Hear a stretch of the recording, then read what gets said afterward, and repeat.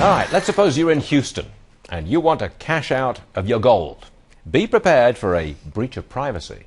If you want to sell your gold coin for example, you will now have to be photographed and fingerprinted. How about that?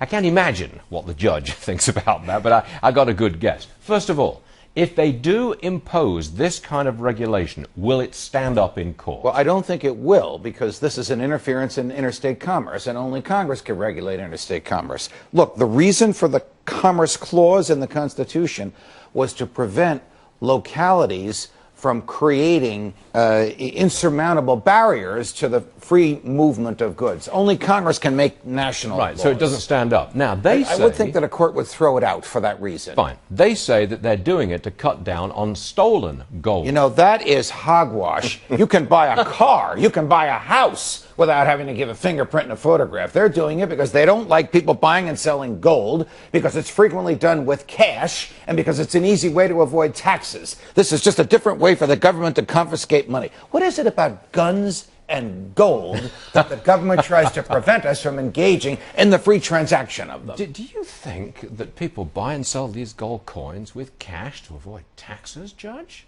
Really? Stuart, of course they do! Philip and I have done it!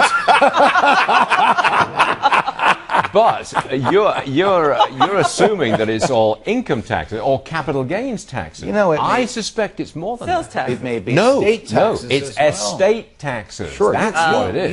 You could pass the functional equivalent of your estate off to your heirs in a shoebox.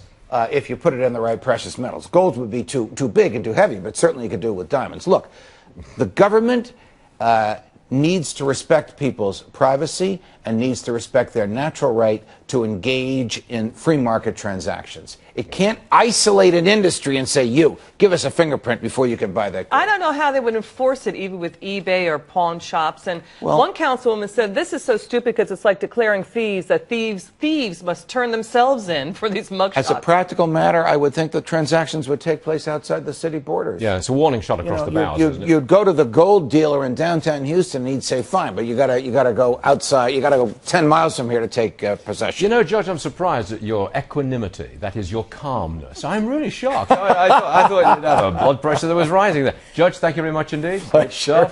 The high